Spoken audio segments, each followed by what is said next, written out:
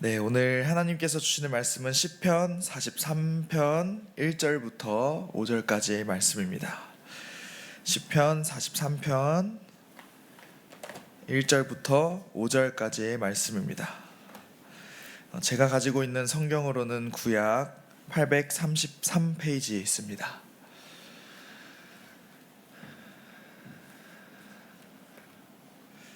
제가 봉독하도록 하겠습니다. 하나님이여 나를 판단하시되 경건하지 아니한 나라에 대하여 내 송사를 변호하시며 간사하고 불의한 자에게서 나를 건지소서. 주는 나의 힘이 되신 하나님이시거늘 어찌하여 나를 버리셨나이까. 내가 어찌하여 원수의 억압으로 말미암아 슬프게 다니나이까. 주의 빛과 주의 진리를 보내시어 나를 인도하시고 주의 거룩한 산과 주께서 계시는 곳에 이르게 하소서. 그런즉 내가 하나님의 제단에 나아가 나의 큰 기쁨의 하나님께 이르리이다. 하나님이여 나의 하나님이여 내가 수금으로 주를 찬양하리이다. 내 영혼아 내가 어찌하여 낙심하며 어찌하여 내 속에서 불안해하는가. 너는 하나님께 소망을 두라. 그가 나타나 도우심으로 말미암아 내 하나님을 여전히 찬송하리로다. 아멘. 네. 요즘 청소년들 또는 청년들 사이에서는 누구누구야 해줘 라는 표현을 유행어처럼 또 밈처럼 사용합니다. 이 해줘의 의미는 스포츠나 또 어떤 위기의 상황에서 가장 뛰어나거나 기대가 되는 선수나 사람에게 그 승리를 좀 부탁할 때 쓰는 표현입니다. 얼마 전에 제25회 농심 신라면배 바둑 세계 최강전에서 신진서 구단은 대회 최초로 6연승을 하는 놀라운 일을 거두었고 또 한국을 우승으로 이끌었습니다. 이럴 때에 4명의 한국 기사가 패배하고 암울하고 절망스러운 상황에서 진서야 해줘 라고 이렇게 표현을 사용하는 것입니다. 이 해줘라는 표현의 포인트는 약간의 어리광을 섞는 것입니다. 나는 못하니까 너가 해줘. 나는 실패했으니까 너가 좀 해줘. 나는 못한다. 나는 실패했다는 자책 섞인 어리광이 담겨야 합니다. 그러나 이 어리광의 마음속에 깊은 곳에서는 그 사람의 부탁하는 그 사람의 능력을 인정하고 응원하는 마음, 또 그 사람이 꼭 승리할 것이라는 기대감, 그리고 지금의 상황을 반전시킬 것이라는 신뢰가 가득 담겨 있습니다. 아무 능력도 없는 사람에게, 대상에게 해달라고 의지하지는 않죠. 즉, 이 해줘의 깊은 의미는 나는 믿을 사람이 당신뿐입니다. 당신만을 의지합니다. 당신밖에 없습니다. 라고 고백하는 것입니다. 사랑하는 우리 성도님들은 기도할 때에 하나님께 해달라고, 해주세요 라고 고백하십니까? 온전히 내가 믿을 존재는 오직 하나님뿐입니다. 주님밖에 없습니다. 주님만이 하실 수 있습니다. 주님만을 의지합니다. 라는 마음으로 간절히 구하며 기도하십니까? 저는 오늘 말씀을 통해 우리가 하나님께 해주세요라고 기도하는 것이 얼마나 복되고 놀라운 일인지 깨닫게 되기를 간절히 소망합니다. 우리 본문을 살펴보겠습니다. 먼저 오늘 본문의 배경을 이해할 필요가 있는데요. 저는 피터 크레이기의 시편 주석의 내용을 참고하여 오늘 본문의 내용의 배경에 대한 이해를 나누고자 합니다. 먼저 오늘 본문인 시편 43편은 앞선 42편과 동일한 한 편의 시입니다. 많은 히브리 사본들이, 성경의 히브리 사본들이 42편과 43편을 하나의 시로 쓰고 있고 42편에는 제목이 있습니다. 고라 자손의 마스길 인도자를 따라 부르는 노래라고 적혀 있지만 43편에는 제목이 따로 없습니다. 이는 시편의 제2권 42편부터 72편까지의 이 제2권에서는 굉장히 드문 일입니다. 성경을 보시면 아시겠지만 제2권 중 71편을 빼놓고서는 다 제목이 지어져 있습니다. 그리고 핵심적으로 42편과 43편의 후렴구가 동일하게 반복됩니다. 42편의 후렴구인 5절과 11절을 보시면 내 영혼아 내가 어찌하여 낙심하며 어찌하여 내 속에서 불안해하는가. 너는 하나님께 소망을 두라. 그가 나타나 도우심으로 말미암아 내가 여전히 찬송하리로다 하며 동일하게 반복이 되는데요. 오늘 본문인 43편의 후렴구인 5절 또한 동일하게 반복되고 있음을 볼 수 있습니다. 이로써 42편과 43편은 한 편의 시임을 알 수 있습니다. 그렇다면 이 42편과 43편의 이 시의 기자는 어떤 상황에 처해 있을까요? 먼저 42편 4절과 6절을 보시겠습니다. 내가 전에 성의를 지키는 무리와 동행하여 기쁨과 감사의 소리를 내며 그들을 하나님의 집으로 인도하였더니 이제 이 일을 기억하고 내 마음이 상하는도다. 내 하나님이여 내 영혼이 내 속에서 낙심이 되므로 내가 요단 땅과 헤르몬과 미살산에서 주를 기억하나이다. 그는 성스러운 날을 지키는 무리와 함께하며 기쁨과 감사로 하나님을 예배했지만 이제는 그 예배의 시간과 예배의 감격 그리고 예배 때 만났던 하나님과의 그 기쁨의 교제의 시간은 기억으로만 남았다고 말합니다. 또한 요단 땅 헤르몬 미살산에서 만난 주님을 기억한다고 말합니다.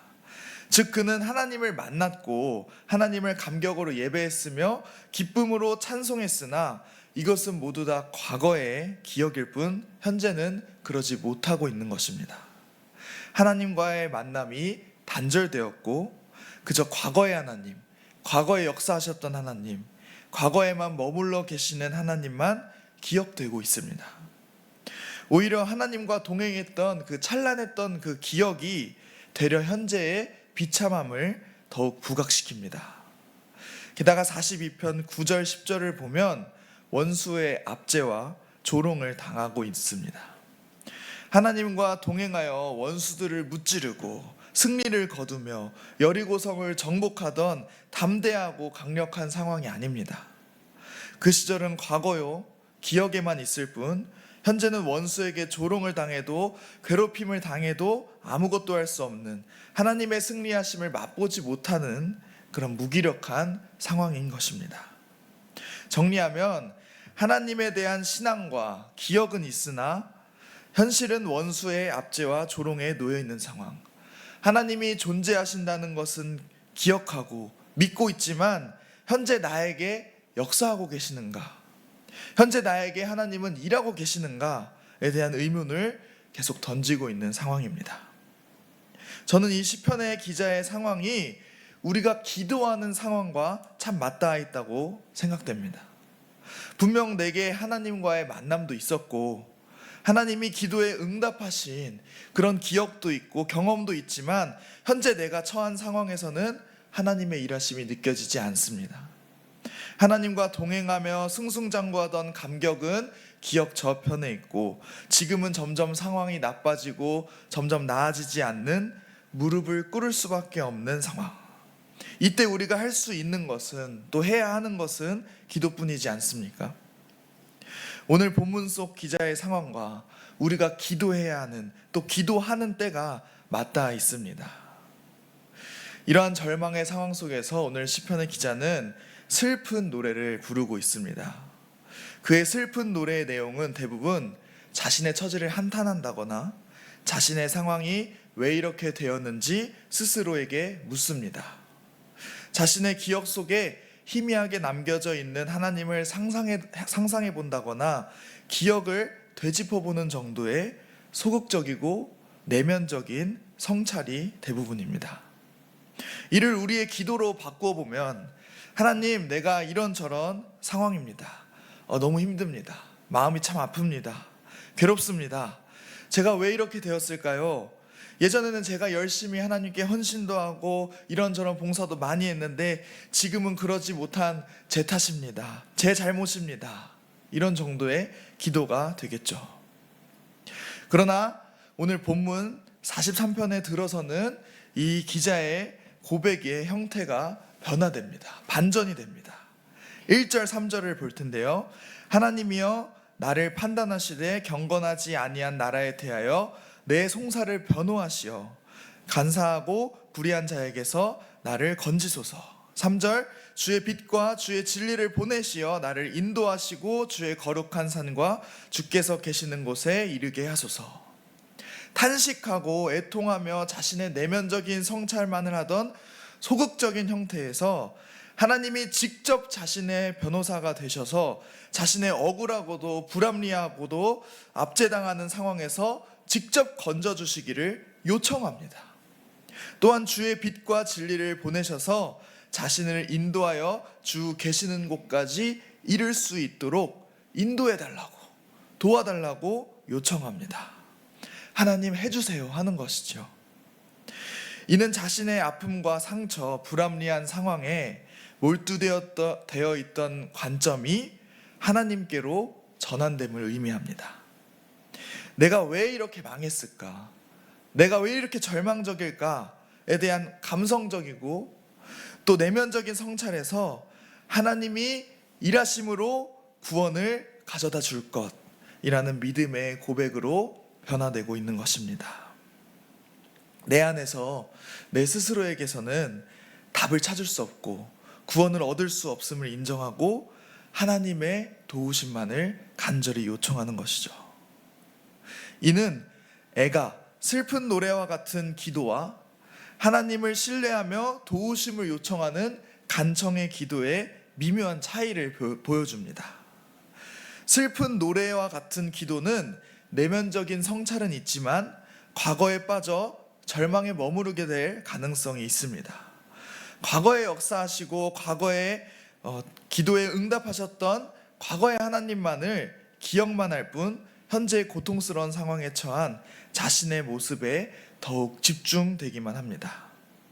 그러다 보면 자신이 과거에 선택한 것들에 대한 후회, 인과적인 결과에 대한 모든 책임을 자신에게 돌리는 무거운 책임감 등 슬픔에 슬픔을 더하는 가중시키는 일이 일어나는 것이죠. 이를 가시나무라는 노래가 잘 표현했는데 이 가시나무의 가사가 이렇습니다. 내 속엔 내가 너무나도 많아 당신의 쉴 곳 없네. 내 속엔 헛된 바램들로 당신의 편할 곳 없네. 내 속엔 내가 어쩔 수 없는 어둠 당신의 쉴 자리를 뺏고 내 속엔 내가 이길 수 없는 슬픔 무성한 가시나무 숲 같네. 바람만 불면 그 메마른 가지 서로 부대끼며 울어대고 쉴 곳을 찾아 지쳐 날아온 어린 새들도 가시에 찔려 날아가고 바람만 불면 외롭고 또 괴로워 슬픈 노래를 부르던 날이 많았는데 내 속엔 내가 너무도 많아 당신의 쉴 곳 없네. 내면적인 성찰, 슬픈 노래만 계속 부르다 보면 우리의 마음이 나로 계속 가득 차게 됩니다. 내 걱정, 내 염려, 해결할 수 없는 문제, 내 탓, 내 죄책감들로 가득 차게 됩니다. 그러나 과거와 후에 이 절망의 늪에 빠져 있었던 우리의 시선을 하나님께 둘 때에 우리는 새로운 희망을 맛보게 됩니다. 우리의 시선을 하나님께 둔다는 것은 하나님께 우리의 모든 것을 의지하는 것이고 내 걱정, 내 염려, 나로 가득 찼던 마음을 하나님으로 가득 채우는 첫 출발인 것입니다. 모든 것을 하나님께 의지하여 간절히 요청하고 간절히 구해야 하는 것이죠. 이 간청의 기도, 구하는 기도는 마치 어린아이가 부모의 눈에 보기에 쓸모없는, 쓰잘데기 없는, 의미 없는 장난감을 사달라고 조르는 것과 같아 보입니다. 어리광 부리는 것 같고 연약한 믿음을 보여주는 것 같습니다. 그러나 속으로 혼자 끙끙 앓으며 모든 문제의 원흉은 나라는 생각에는 하나님이 일하실 공간이 없습니다. 하나님이 역사하실 공간이 없습니다. 미로 속에서 그 미로에 갇힌 사람은 탈출할 길을 찾을 수 없고 찾기 어렵습니다. 미로를 위에서 보고 계시는 하나님의 인도하심만이 그 미로를 벗어날 수 있는 가장 쉽고 가장 정확한 정답입니다. 즉 하나님께 구하고 해달라고 의지하며 요청하는 것이 기도가 응답되는 가장 쉽고 가장 단순한 정답입니다. 마태복음 7장 9절에서 11절에서 예수님은 이렇게 말씀하십니다. 너희 가운데서 아들이 빵을 달라고 하는데 돌을 줄 사람이 어디에 있으며 생선을 달라고 하는데 뱀을 줄 사람이 어디에 있겠느냐. 너희가 악해도 너희 자녀에게는 좋은 것을 줄 줄 알거든 하물며 하늘에 계신 너희 아버지께서 구하는 사람에게 좋은 것을 주지 아니하시겠느냐. 그러면서 7절에는 구하라 그리하면 하나님께서 너희에게 주실 것이다. 찾아라 그리하면 너희가 찾을 것이다. 문을 두드려라 그리하면 하나님께서 너희에게 열어주실 것이다.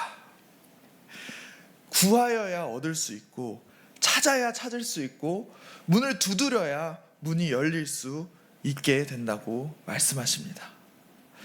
사랑하는 성도 여러분, 우리는 창조주 하나님의 피조물이며 하나님의 택함받은 자녀입니다. 하나님만이 우리를 그 놀라운 뜻으로 인도하실 수 있습니다. 이런 하나님께 도움을 구하는 간청의 요청의 기도는 우리를 과거의 절망과 후회, 죄책감으로부터 자유케 하고 우리의 믿음을 고백하는 아름다운 고백이 됩니다. 간절히 하나님께 구하고 찾고 두드리는 기도가 저와 여러분에게 있기를 간절히 소망합니다. 이러한 과정을 통해서 오늘 시편 기자는 4절에서 이렇게 고백하게 됩니다. 그런즉 내가 하나님의 제단에 나아가 나의 큰 기쁨에 하나님께 이르리이다. 하나님이여 나의 하나님이여 내가 수금으로 주를 찬양하리로다. 간절한 요청의 기도 후 그가 슬픈 상황인 원수의 압제와 조롱을 당하는 상황인 것은 여전히 변함없지만 그의 태도와 고백이 변화되었습니다. 기억 속에만 있는 하나님이 아니라 스스로 이제는 하나님의 제단에 나아가며 큰 기쁨에 하나님께 이르겠노라 라고 능동적인 태도로 고백하게 됩니다. 하나님을 바라보았더니 하나님께 구하였더니 기도가 응답되리라는 확신을 얻게 된 것입니다. 그리고 이 기도의 원리를 후렴구는 이렇게 말합니다. 하나님께 소망을 두라. 하나님이 나타나 우리를 도우셔야만 우리는 여전히 하나님을 찬송할 수 있다. 아주 중요한 기도의 원리입니다. 스스로 성찰하고 깊은 묵상을 하는 기도도 좋지만 하나님이 우리의 기도를 들으시고 응답하시며 하나님의 도우심 없이는 한 걸음도 나아갈 수 없다는 이것이 바로 기도의 첫 출발이자 기도의 핵심인 것입니다. 오늘 저와 여러분에게 하나님께서는 이렇게 물으십니다. 어찌하여 낭망하는가? 어찌하여 절망에 빠져 있는가? 우리는 하나님께 구할 수 있으며 하나님께 찾을 수 있으며 문을 두드릴 수 있습니다. 우리는 우리의 아버지 되시는 하나님께 해달라고, 해주세요, 요청할 수 있습니다. 오늘 온 세계와 우리를 지으신 창조주 하나님께 겸손히 그의 뜻과 도우심을 구하는 저와 여러분이 되기를 간절히 소망합니다. 하나님께서는 우리의 요청을 듣고 계시고 하나님만이 우리의 요청을 듣고 우리의 모든 문제를 그 뜻으로 인도하시는 줄로 믿습니다. 과거의 기억 속에 계신 하나님을 구하는 것이 아닌 오늘 우리의 기도에 응답하실 하나님을 의지하는 저와 여러분이 되기를 간절히 소망합니다. 함께 기도하겠습니다. 사랑의 하나님, 참 감사합니다. 오늘도 살아계셔서 역사하시고 우리를 푸른 풀밭에 누이시며 쉴만한 물가로 인도하시니 감사합니다. 오늘 말씀에 비추어 우리의 기도의 태도를 돌아봅니다. 구하지 않고 찾지 않고 두드리지 않으며 하나님께 우리의 시선을 두지 않았던 교만함을 주여 용서하여 주옵소서. 나로 가득했던 내 문제에만 너무 집중했던 나에게 시선을 두었던 그 마음을 비우고 걱정과 욕심을 내려놓아 주의 뜻으로 우리 마음을 가득 차게 하여 주옵소서. 하나님, 스프교교회를 위해서 기도합니다. 하나님의 뜻이 있어서 교회를 세우시고 우리를 택하여서 세우신 줄로 믿습니다. 그 뜻을 따라 이웃을 향해, 지역사회를 향해, 나라와 세계를 향해서 담대하고 거침없이 하나님의 나라를 전하게 하여 주옵소서. 홍수 속에 방주가 감당했던 역할을 이 악한 세대 속에, 이 시대 속에 우리 교회가 감당할 수 있도록 주님 함께하여 주옵소서. 또한 김진홍 담임 목사님을 위해서 기도합니다. 하나님이 세우시고 살리시고 붙잡아 주셔서 하나님의 뜻을 세우는 일에 부족함이 없도록 함께하여 주옵소서. 함께 동역하는 모든 이에게도 지혜를 허락하사 합력하여 선을 이룰 수 있도록 인도하여 주옵소서. 하나님, 다음 세대를 위해서 기도합니다. 다음 세대의 마음의 중심에 하나님이 있어 하나님의 꿈을 꾸어 하나님의 뜻을 이루게 하여 주시고, 어려운 시대와 상황 속에서도 하나님의 꿈으로 불타올라 시대의 등불이 되는, 시대의 밝은 빛을 비추어 희망과 새로운 대안을 제시할 수 있는 놀라운 다음 세대가 될 수 있도록 인도하여 주옵소서.